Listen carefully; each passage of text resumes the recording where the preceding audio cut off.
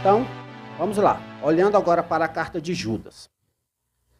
Como os irmãos bem sabem, né, a gente já está fazendo uma exposição. O que é uma exposição? A gente está mostrando, está pregando o que a carta de Judas, ela nos diz, né? Nós cremos que a carta de Judas, ela é palavra de Deus, como qualquer outro livro da Bíblia. A Bíblia, ela contém 66 livros, todos eles são inspirados por Deus, tá? E nós estamos aqui nos aprofundando das informações que Deus tem nos dado através de Judas, irmão do Senhor, e através desta carta que Judas tem escrito à igreja de forma geral. Nós estamos agora no versículo 3 e no versículo 4. Nós já pregamos, né, já fizemos uma exposição no versículo 3, no domingo passado. Neste domingo agora, a gente vai focar o versículo 4, tá? Mas vamos fazer a leitura tanto do 3 como do 4, né? Porque assim, se a gente for fazer uma divisão por parágrafo, o versículo 3 e o versículo 4 estão juntos. Então a gente vai fazer a leitura do 3 e do 4, e logo em seguida a gente vai se aprofundando o que é que diz o versículo 4.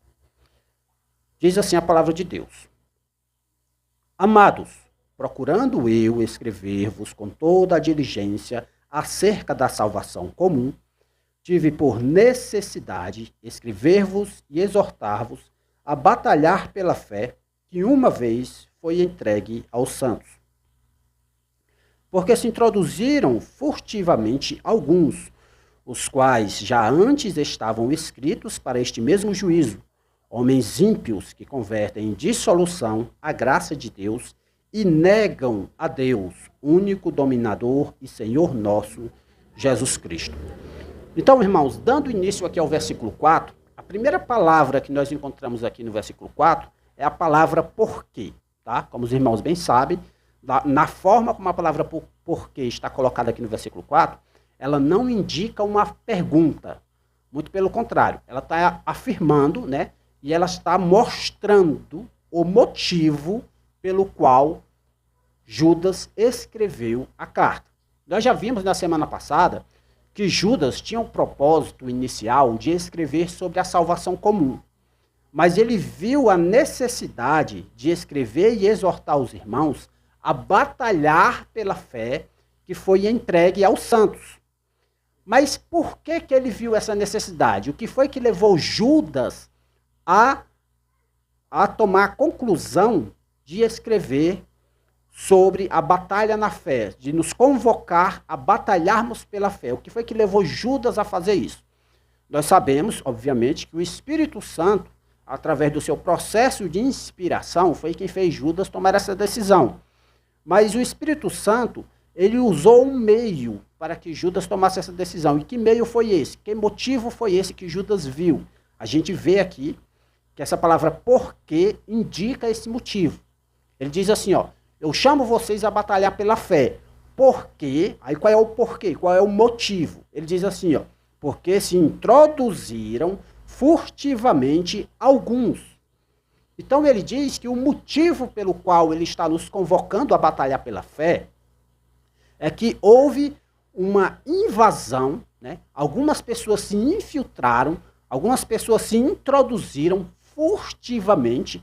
Isso significa o quê? Que essas pessoas, elas não entraram pela porta da frente. É como se a gente tivesse um terreno e tivesse um portão, e a pessoa que entra de forma correta, ela entra por aquele portão, ela entra por aquela porta. Mas estas pessoas, elas se infiltraram, elas não entraram pela porta, elas pularam o muro, elas entraram da forma como elas quiseram entrar, né? E nós sabemos que a única forma de entrar na igreja de Cristo é por meio do próprio Cristo, é por meio do próprio Senhor Jesus Cristo. Lá em João, capítulo 10, Jesus ele vai dizer que ele é a porta, né? Se quisermos entrar no reino de Deus, se quisermos fazer parte da igreja, ele, Jesus, é a porta. Então, o meio correto de se adentrar na igreja é se arrependendo dos seus pecados e crendo em Jesus Cristo. Este é o meio, né? E o símbolo que é usado pela igreja desde o início do cristianismo para representar essa entrada na igreja é o batismo. tá? Eu estou falando isso porque, atualmente, a cultura da igreja evangélica é você levantar a mão, você ir à frente diante de um culto, né? O pastor faz um apelo, quem quer aceitar Jesus como seu único e suficiente Salvador? Aí a pessoa levanta a mão, aí ele chama a pessoa à frente, né? Aí ele faz a oração ali, pedindo a Deus que salve aquela pessoa e tudo mais, né? Não é errado fazer isso, gente, não é errado, ok? A Bíblia não proíbe fazer isso, mas o meio pelo qual o Novo Testamento demonstra que devemos testemunhar a nossa fé publicamente, além da confissão inicial de nós crer, né, de nós confessarmos Jesus como nosso Salvador, confessarmos com a boca, o meio pelo qual o Novo Testamento mostra que devemos testemunhar a nossa fé é o batismo pelas águas. O batismo ele não salva, mas ele simbolicamente demonstra que você morreu para o mundo e agora você vive para Cristo, ok? Ah, irmão, mas caso a pessoa morra antes de ser batizada, ela creu, ela se arrependeu dos seus pecados e creu, e se ela não for batizada, ela vai para onde? Ela vai para o céu. Porque o batismo é apenas um simbolismo do que Jesus Cristo já fez com o Espírito Santo na vida daquela pessoa. Porque o batismo que salva é o batismo pelo Espírito Santo, o batismo com o Espírito Santo que Jesus faz, que quem batiza com o Espírito Santo é Jesus. Então, quando ele faz isso, você passa a crer nele e você passa a viver uma vida nova e você é, como diz lá a primeira carta aos Coríntios, no capítulo 12, né? Você é introduzido, você é inserido, você é imergido pelo Espírito Santo no corpo de Cristo. Você passa a fazer parte da igreja. Então, estes homens aqui, que são descritos por Judas aqui no versículo 4, são homens, são pessoas que se introduziram no meio da igreja de forma furtiva, certo? Se introduziram furtivamente. Eles estão no meio da igreja, mas eles não são igreja, ok? E a continuação da descrição que Judas faz é muito importante. Eu gostaria que os irmãos prestassem bastante atenção nesta frase, que eu vou ler logo a seguir, porque é um tema complicado, e eu gostaria que os irmãos prestassem bastante atenção para compreenderem o que está dizendo aqui no texto. Aí ele diz, porque se introduziram furtivamente alguns, aí ele continua, os quais já antes estavam escritos para este mesmo juízo. Eu vou repetir mais uma vez essa frase. Os quais quem? Aqueles que se introduziram, tá? Os que entraram furtivamente no meio da igreja. Os quais já antes estavam escritos para este mesmo juízo. Irmãos, essa frase aqui dentro deste versículo, ela é motivo de debate entre escolas teológicas diferentes, né? Nós sabemos que dentro da soteriologia, ou seja, da doutrina da salvação, que é ensinada nas igrejas protestantes, nas igrejas evangélicas, das igrejas que têm por herança a reforma protestante, existem basicamente duas linhas de pensamento diferentes, que é o calvinismo e o arminianismo, tá? Nenhuma das duas visões são heresias, mas elas interpretam a Bíblia de forma diferente a partir de pressupostos, né, dos quais são criados observando também a Bíblia. Tá? Não estou aqui para criticar nem calvinista, nem arminiano. Mas por que eu estou falando isso? Porque dependendo da sua escola teológica, dependendo da sua linha de interpretação bíblica, você vai olhar para essa frase de forma diferente. Aqueles que acreditam que o ser humano ele tem um livre-arbítrio, aqueles que acreditam que o ser humano ele tem a capacidade de escolher fazer o que ele quiser, né? Eles vão olhar para esse texto e vão dizer o seguinte, olha, esse texto ele está falando de uma profecia que havia a respeito de determinadas pessoas que iriam se introduzir na igreja. Né? Porque, veja, a expressão que ele usa é o seguinte, ó, os quais, né, já antes estavam escritos, ok? Então a ideia desse já antes, eles dizem que esse já antes se refere a profecias que foram feitas pelos apóstolos, profecias que foram feitas também no Antigo Testamento relacionadas a falsos profetas que apareceriam, né? Mas aqui mesmo na carta de Judas, se vocês observarem no versículo 17, ele diz o seguinte, ó, versículo 17, mas vós, amados, lembrai-vos das palavras que vos foram preditas pelos apóstolos de nosso Senhor Jesus Cristo, os quais vos diziam que nos últimos tempos haveria escarnecedores que andariam segundo suas ímpias concupiscências. Então o próprio Judas está falando aqui na carta dele que há uma certa referência às profecias que foram feitas pelos apóstolos, dessas pessoas que estariam infiltradas no meio da igreja. Ele está dizendo que havia sim profecias relacionadas a estas pessoas, ok? O interessante aqui do versículo 17, só em termos de curiosidade, é que ele fala dos apóstolos na terceira pessoa. Isso indica que ele não era um dos apóstolos. Isso é uma evidência interna do texto, que esse Judas que está escrevendo esta carta era o irmão do Senhor, que não fazia parte do colégio apostólico. Mas voltando aqui para o assunto. Mas há outro entendimento relacionado a isso, que é o entendimento de que esse já antes está relacionado não à profecia que estava na Escritura, mas sim à predestinação de Deus antes da fundação do mundo. Né? Por que algumas pessoas entendem dessa forma, né? Que é o lado do calvinismo um pouco mais literal, né? Há calvinistas que não pensam dessa forma, mas alguns pensam, que diz o seguinte: os quais já antes estavam escritos para este mesmo juízo, né? Então entendam, irmãos, que é possível que esse texto esteja se referindo à predestinação de pessoas que estavam já predestinadas por Deus para serem condenadas, para serem julgadas. E com base em que aqui na carta de Judas nós podemos falar isso? Se vocês observarem aí no versículo 14 e no versículo 15, vocês podem observar que o juízo possivelmente está se referindo à condenação eterna, porque ele diz no versículo 14 e no versículo 15 aí de Judas. Observe. E destes profetizou também Enoque, o sétimo depois de Adão, dizendo: eis que é vindo o Senhor com milhares de seus santos, para fazer juízo contra todos e condenar dentre eles todos os ímpios, por todas as suas obras de impiedade que impiamente cometeram, e por todas as duras palavras que ímpios pecadores disseram contra ele. Então observe que Judas confirma que sobre estes homens já estava determinado, de acordo com a profecia de Enoque, né, já estava determinado que Deus, né, o nosso Senhor Jesus Cristo, ele viria e julgaria essas pessoas, mas condenaria estas pessoas. Então também há a possibilidade de entendermos essa frase que diz: os quais já antes estavam escritos para esse mesmo, os quais já antes estavam escritos para este mesmo juízo, né? Quase que não sai a frase, né? É possível entendermos esta frase como algo relacionado a uma predestinação divina.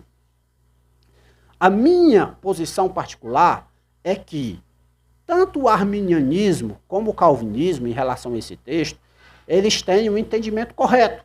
Eu acho que esse entendimento ele não se contradiz.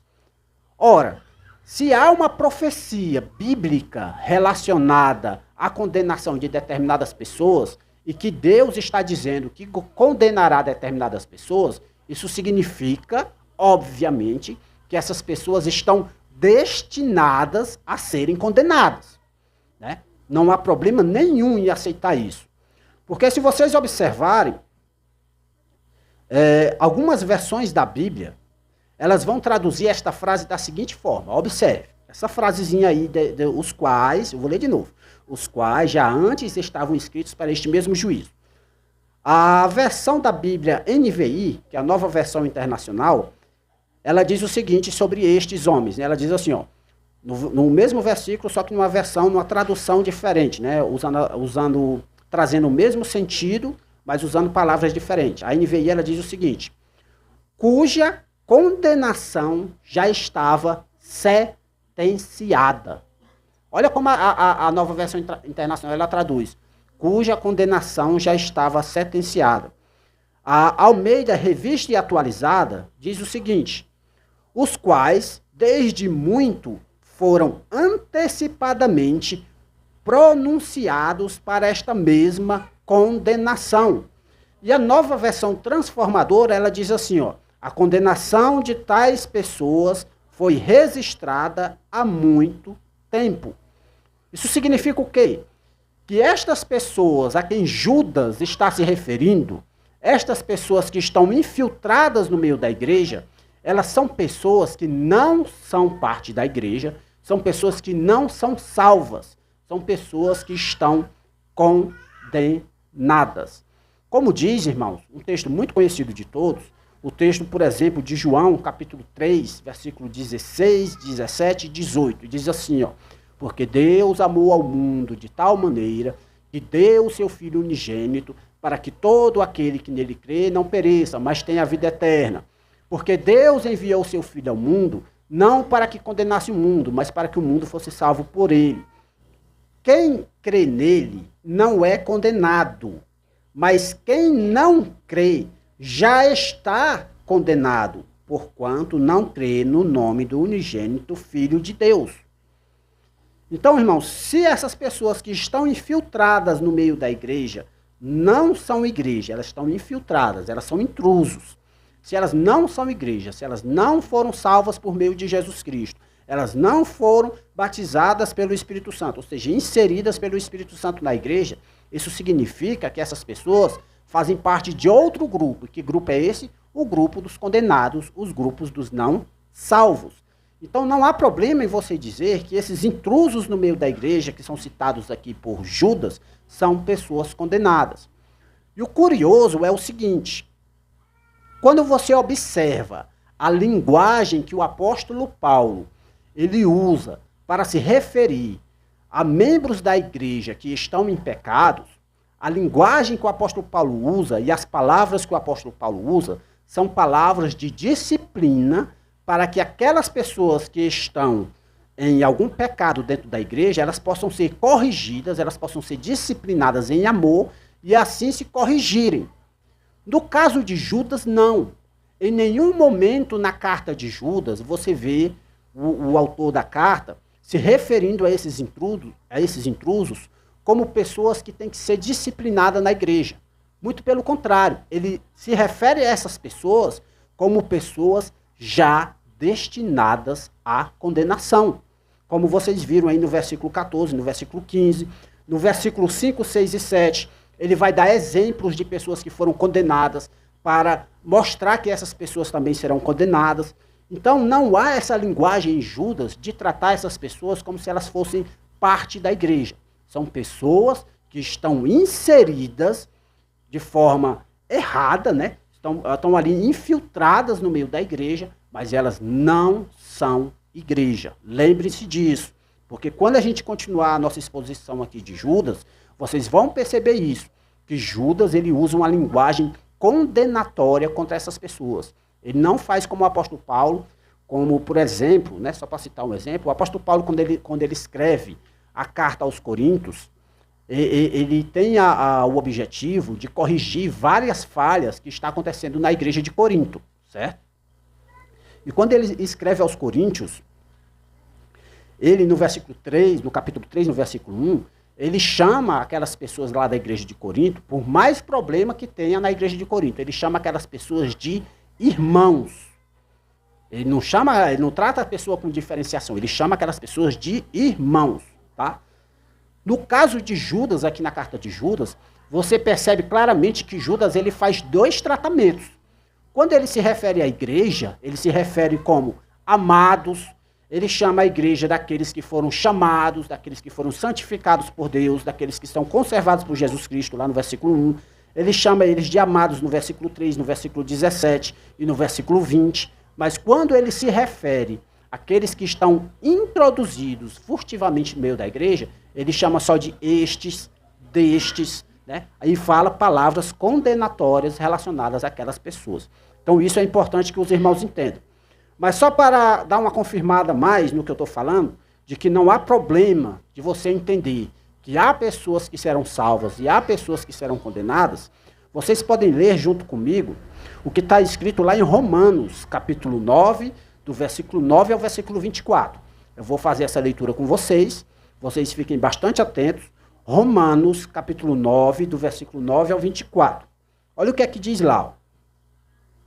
Diz assim, ó, porque a palavra da promessa é esta, por este tempo virei e Sara terá um filho.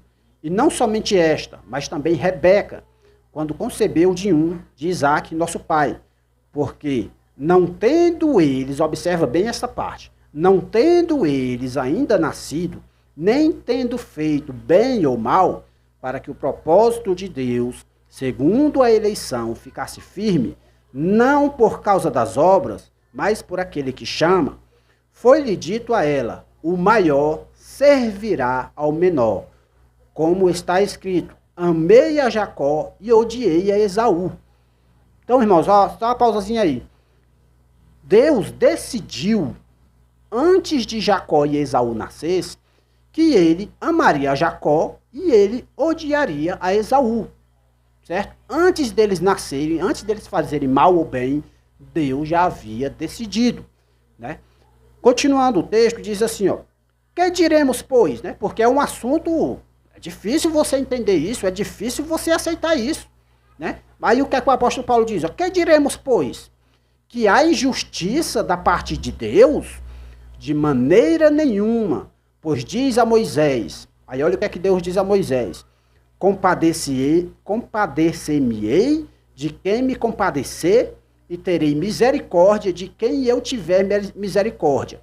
Assim, pois, isto não depende do que quer, nem do que corre, mas de Deus que se compadece. Então, observe, Deus, ele se compadece de quem ele quer.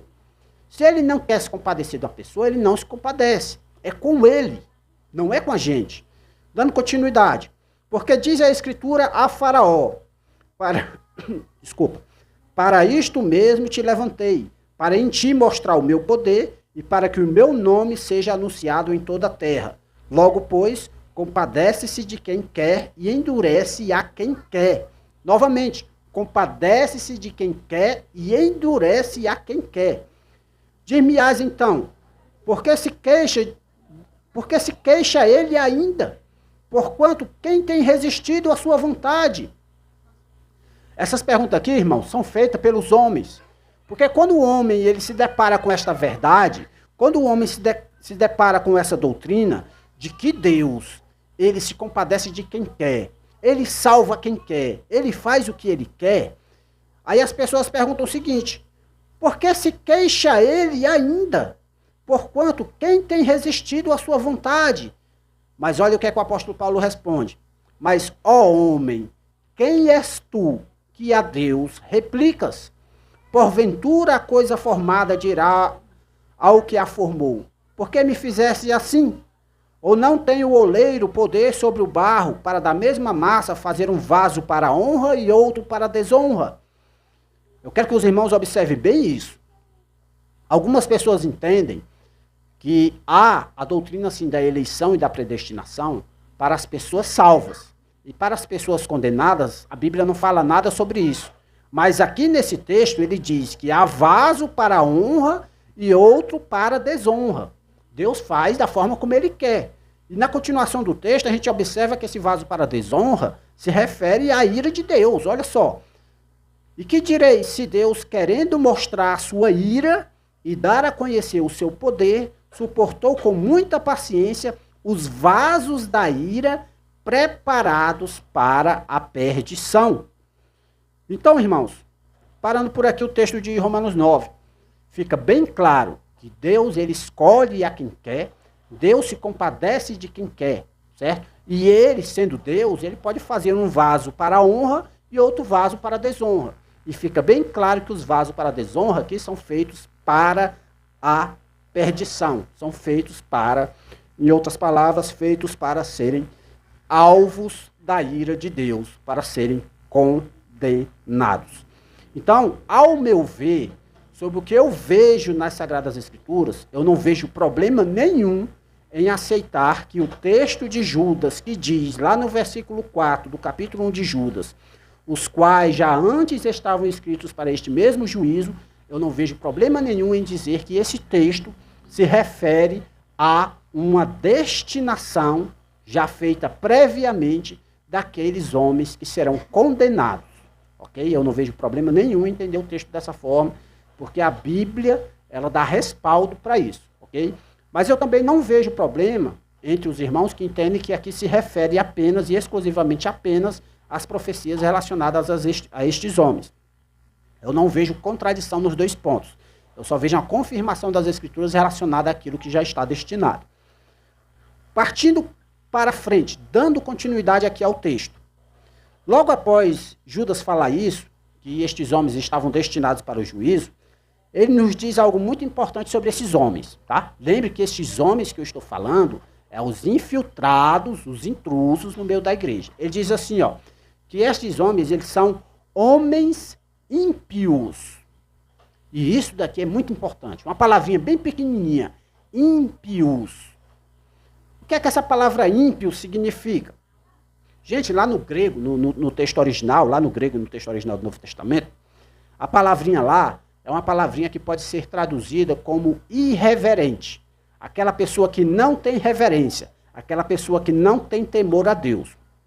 Contudo, é importante que a gente entenda que a palavra ímpio, ela é usada na Bíblia toda para se referir àquelas pessoas que não creem, aquelas pessoas que não aceitam a religião verdadeira, para se referir àquelas pessoas que não vivem em santidade, tá ok? A palavra ímpio, ela é usada para se referir a essas pessoas. E isso aqui é importante porque Judas está falando de homens ímpios. Ele não está falando de crentes que estão em pecado, ou ele não está falando de pessoas que cometeram erros, mas que são parte da igreja. Porque os irmãos sabem que crentes também pecam, né? O crente, ele não vive na prática do pecado. Porque se ele vive na prática do pecado, ele não é um crente, ele é um ímpio. Mas aqui Judas está se referindo, e ele está escrevendo sobre esses intrusos que não são crentes, eles são ímpios. Gente, a palavra ímpio é o contrário da palavra pio. Né? A palavra pio hoje em dia é pouco usada, né? Mas a palavra pio, né, P-I-O, ela traz a ideia de alguém que é piedoso, alguém que é religioso, alguém que é caridoso, alguém que vive a religião cristã de uma forma verdadeira. A palavra pio, ela traz essa ideia. E a palavra ímpio, é essa palavra pio, junta com o prefixo in, né? O prefixo in, esse imzinho no começo da palavra, ela traz a ideia de um sentido contrário, tá? Então, quando ele diz ímpio, é o quê? É o contrário de pio. Então, esses homens não são homens religiosos verdadeiramente, são homens que se dizem religiosos, mas não são religiosos verdadeiros. A religião verdadeira é descrita lá em Tiago, né? É uma religião prática, é uma religião que se você pratica ela, não é religião que você só fala da boca para fora. Então, é importante que vocês tenham em mente isso. E Judas, ele deixa bem claro qual é a consequência dessa impiedade destes homens. Eu vou ler mais uma vez e vocês prestem bem atenção quantas vezes a palavra ímpio e as ramificações desta palavra aparecem no versículo que eu vou ler. Leiam comigo mais uma vez o versículo 14 e o versículo 15 aqui da carta de Judas. Olha o que é que ele diz. E destes profetizou também Enoque, o sétimo depois de Adão, dizendo: eis que é vindo o Senhor com milhares de seus santos. Aí olha o que é que diz, o que é que o Senhor vai fazer? Para fazer juízo contra todos e condenar dentre eles todos os ímpios, por todas as suas obras de impiedade que impiamente cometeram, e por todas as duas palavras que ímpios pecadores disseram contra ele. Olha a ênfase que Judas, o autor da carta, ele dá a essa palavra ímpio, né? Ele faz claramente um contraste entre aquele que é um crente verdadeiro e aquele que é ímpio, ok? Mas dando continuidade, o texto diz assim, ó: aos quais já antes estavam escritos para esse mesmo juízo, homens ímpios que, olha o que acontece aqui, ó, que convertem em dissolução a graça de Deus. O que é que esses homens ímpios fazem dentro da igreja? Olha, isso aqui é muito importante. São pessoas, como vocês prestaram atenção, elas estão inseridas no meio da igreja, né? Dizendo que são cristãos, mas não são. Eles são, na verdade, homens ímpios. Mas o que é que eles fazem? Porque com o que eles fazem, gente, a gente pode identificá-los. Entendeu? A gente pode identificá-los. A gente não consegue identificar quem são os eleitos de Deus, quem são as pessoas destinadas à condenação. Porque isso aí está no campo divino. Deus é quem sabe quem são seus eleitos, não somos nós. Não compete a nós querer saber quem é salvo e quem não é salvo. O que compete a nós é agirmos conforme o que Deus colocou para a gente fazer. Isso é o que compete a nós, certo? O que está na alçada divina, a gente não se mete. Mas aqui nesse texto, ele nos dá uma característica do que é que esses ímpios fazem. E o que é que eles fazem? Observe só. Eles convertem em dissolução a graça de Deus. Gente, a palavra dissolução, ela traz a ideia de luxúria, libertinagem, imoralidade sexual, certo? Traz tudo isso. Lá no versículo 19 da carta de Judas, Judas vai chamar estes de sensuais, né? De homens imorais. E o que é que eles fazem? Eles pegam a graça de Deus e eles transformam em liberdade para cometer imoralidade. É isso que eles fazem. Porque o que é a graça de Deus? A graça de Deus é o favor imerecido que Deus nos fez. O apóstolo Paulo vai dizer que é pela graça que nós somos salvos por meio da fé. E isso não vem de nós mesmos, né? Ela vem de Deus. Então é pela graça que somos salvos. Aí o que é que esses ímpios eles dizem? Ora, se nós somos salvos pela graça, não é pelas obras, então você não precisa fazer boas obras, não. Porque você não precisa fazer boas obras para ser salvo. A graça é o suficiente. Então, pode pecar à vontade. Então, quando eles falam isso, eles estão dizendo que eles estão transformando a graça de Deus em uma licença para praticar imoralidade, para praticar pecados. Essa é uma característica terrível desses homens ímpios, né? Hoje em dia, gente, tem um ensinamento novo que está se popularizando aí pela internet, que se chama de hipergraça. Não sei quantos de vocês já ouviram falar nisso. A hipergraça. O que é que eles estão dizendo com essa hipergraça? Né? Até uma palavra errada, né? Chamar isso de hipergraça. Porque, de fato, a graça divina, ela é hiper, ela é enorme, ela é grande, né? Mas essa hipergraça que eles estão se referindo é o fato de que a graça de Deus, ela é tão grande, mas tão grande, que se Deus lhe salvou, você pode viver como você quiser. Porque a graça é o suficiente. É isso que eles querem dizer com hipergraça. Mas não é isso que a palavra de Deus diz sobre a graça. A palavra de Deus diz o seguinte sobre a graça. Que a graça de Deus, ela nos salva, mas ela também nos transforma. A graça de Deus é o meio pelo qual nós somos salvos. Mas essa salvação, ela é demonstrada por meio das obras. Essa heresia da hipergraça, ela antigamente ela era conhecida como antinomismo, ou seja, aquelas pessoas que são anti-lei, como se não houvesse lei para as quais elas devessem viver. Não confunda, gente, observar a lei com legalismo, tá? É o outro extremo. De um lado a gente tem o extremo do legalismo, que são aquelas pessoas que ensinam que nós somos salvos pela lei e pelas obras da lei. Isso é heresia, isso é pecaminoso. Está bem claro nas cartas de Paulo que não é pelas obras da lei que nós somos salvos, ok? Mas do outro extremo, nós temos aquelas pessoas que dizem que a lei ela não serve para o cristão. Eles vão dizer que nós não estamos debaixo da lei. É o outro extremo. Nós devemos, irmãos, ter maturidade nisso daqui. Nós sabemos que Deus deu uma lei a Moisés, certo? E essa lei ela serviu como um professor, como um tutor, a expressão que o apóstolo Paulo usa é essa, para apontar para Cristo. E Cristo veio e cumpriu toda a lei, certo? Tanto cumpriu o que estava determinado a se cumprir, as profecias, como cumpriu praticando toda a lei. E Cristo, ele é a pessoa a qual a graça de Deus é manifesta. Porque a graça de Deus se manifesta em quê? Em que Cristo Jesus veio ao mundo para salvar pecadores. Então isso é graça. Certo?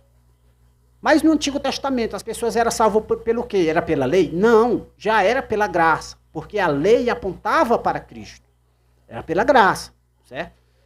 A partir do momento em que Cristo vem ao mundo e há uma nova aliança, certo? ou como alguns costumam dizer, há uma nova dispensação, a chamada dispensação da graça, nós estamos debaixo da graça. Não que o Antigo Testamento não estivesse, não é isso. Mas é que a partir de agora, a graça de Deus ela é enfatizada. Mas isso não significa que não há lei. Porque hoje, quando você é salvo pela graça, você automaticamente é inserido debaixo da lei de Cristo. E olha que a lei de Cristo, ao contrário do que muitas pessoas pensam, ela é mais firme ainda do que a lei de Moisés. Porque olha só como é a lei de Cristo.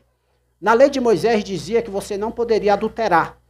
Jesus chega e diz assim, de fato, vocês não podem adulterar. Mas, se você olhar com olhos, com desejos pecaminosos para a mulher do teu próximo, né? E eu vou colocar aqui também em relação à mulher, para o marido da tua próxima, você já cometeu o adultério no teu coração. Olha como a lei de Cristo ela vai mais profundo. Né? O Antigo Testamento dizia, não matarás, não cometerás homicídio. Jesus diz que se você se irá contra seu irmão sem motivo, você já cometeu o homicídio no seu coração. Então, irmãos, quando a gente diz que está na dispensação da graça, ou que está debaixo da graça, nós não estamos dizendo de forma alguma que estamos sem lei. Existe uma lei, certo? A graça, ela nos transforma de tal forma para vivermos de acordo com as obras pelas quais Deus preparou. Para vivermos de acordo com as obras que Deus preparou para que nós andássemos nela. E eu vou ler duas passagens com os irmãos. Eu gostaria que os irmãos prestassem bastante atenção nessas passagens. E observe esse contraste, né? Que na realidade não é um contraste. Observe como a salvação de Deus ela age, tanto pela questão da graça, como ela se manifesta através das obras. Efésios capítulo 2, versículo-chave, né? Para quem estuda as doutrinas da graça, né? Efésios capítulo 2, versículo 8. Eu gostaria muito que os irmãos abrissem suas Bíblias e lessem comigo. Certo? Olha o que é que diz aí, ó, Efésios capítulo 2, versículo 8. Porque pela graça sois salvos, por meio da fé. E isto não vem de vós, é dom de Deus. Não vem das obras para que ninguém se glorie. Observe só. Paulo deixa bem claro. Você não é salvo por obras, não é fazendo obras que você atinge a salvação, como se a salvação fosse algo que você por si só conseguisse alcançar. Não é assim. A salvação ela é por meio da graça. Pela graça sois salvos. E isso é por meio da fé. Nós sabemos que a fé quem dá é Deus, certo? E não é por obras para que ninguém se glorie. Só que a gente não para por aí. Olha o que é que diz o versículo 10. Olha o que é que diz o versículo 10. Porque somos feitura sua, criados em Cristo Jesus, para as boas obras, as quais Deus preparou para que andássemos nelas. Irmão, a salvação é pela graça? É. As obras são importantes? São, porque é através das obras que vocês manifestam a graça de Deus que agiu na vida de vocês. Não é através das obras que vocês são salvos, como ficou bem claro no versículo 9. Porque se fosse através das obras, você estaria comprando a salvação, você estaria fazendo uma barganha com Deus em relação à salvação. E a salvação é gratuita. Né? É de graça. Então, no versículo 10, ele deixa claro que a consequência dessa graça de Deus na sua vida é uma vida transformada. Porque a partir daquele momento, você foi recriado, você foi renascido. E agora você foi criado para viver conforme as obras que Deus preparou para que você andasse nela. Então, essa é a consequência verdadeira da graça. Então, esse negócio de hipergraça e de antinomismo, ele não condiz com a Bíblia, certo? Mas abram suas Bíblias também lá em Tito. Tito capítulo 2. Eu gostaria que vocês observassem bastante o que é que está escrito aqui em Tito capítulo 2, a partir do versículo 11.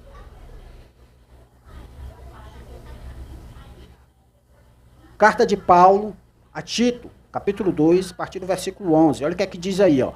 E observe, gente, observe esse negócio que eu estou dizendo para vocês, de que as obras, elas apresentam a graça salvadora de Deus. Olha só. Porque a graça salvadora de Deus se há manifestada a todos os homens. E o que é que essa graça salvadora ela faz? Olha o que é que diz o versículo 2. ensinando-nos que, renunciando à impiedade e às concupiscências mundanas, vivamos neste presente século sóbria e justa e piamente. Olha só, a graça de Deus ela nos ensina que nós renunciamos à impiedade. E o que é que aqueles homens que estão infiltrados lá no meio da igreja eles são? Ímpios. E como ímpios, eles vão ensinar que a graça de Deus é o contrário disso aqui. Mas a Bíblia está dizendo que a graça de Deus, ela nos ensina a renunciarmos à impiedade e às concupiscências mundanas. Certo? Versículo 13.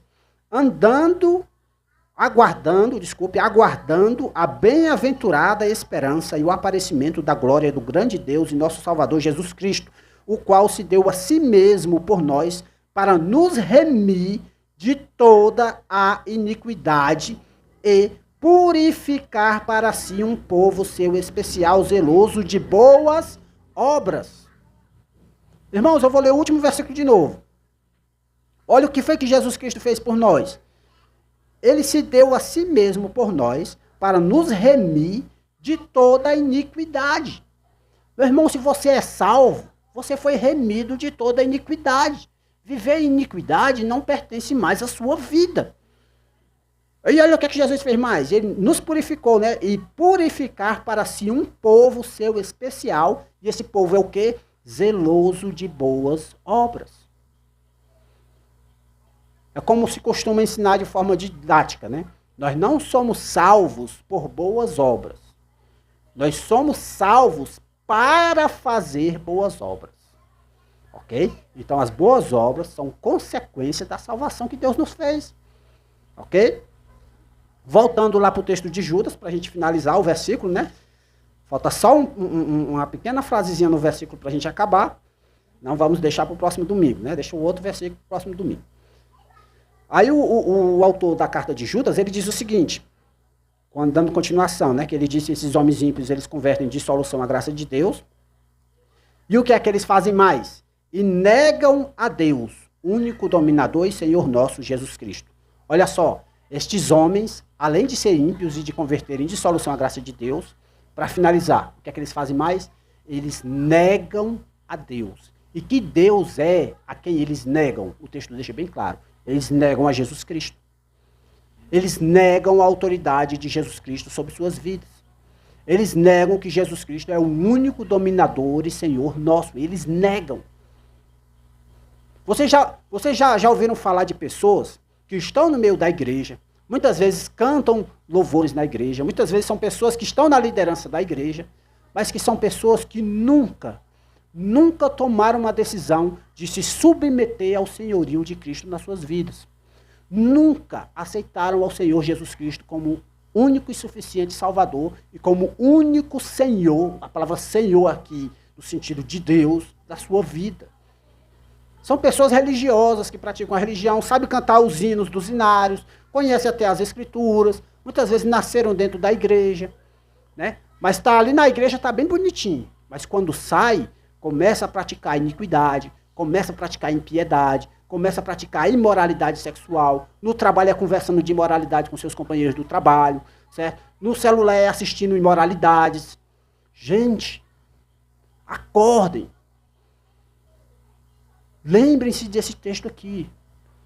Em que grupo vocês estão inseridos? Vocês estão inseridos no grupo dos salvos, que foram purificados por Deus para viver as boas obras? Ou vocês estão incluídos no grupo de ímpios? Homens ímpios que estão até no meio da igreja, mas que não são parte da igreja verdadeira. São homens, gente, são homens que quando Jesus voltar, vai olhar para ele e vai dizer: afastem-se de mim, vós que praticais a iniquidade. Apartai-vos de mim. Mas são pessoas que vão chegar, mas Senhor, nós profetizamos em teu nome, nós expulsamos demônios em teu nome, mas vocês são praticantes de iniquidade. Eu não estou dizendo aqui, que fique bem claro, que para você ser salvo, você tem que ser perfeito. Não é isso, a salvação é pela graça. Mas a graça implica em nova vida. Ela resulta nova vida. Lembre-se disso. E observem a vida de vocês, meus irmãos. Não é para observar a vida do próximo. Eu olho para mim, o irmão Carlão olha para dentro dele, o irmão pequeno olha para dentro dele, vocês olham para vocês e analisem a vida de vocês. Vocês já receberam o Senhor Jesus Cristo como Senhor da sua vida? Vocês se submeteram ao senhorio de Cristo, se arrependendo dos pecados e crendo que Ele é o nosso único e suficiente Salvador? Se sim, meus irmãos, amém, glória a Deus por isso. Se não, busque ao Senhor enquanto há tempo. Porque o destino dos ímpios, como ficou bem claro aqui, é a condenação. É a condenação.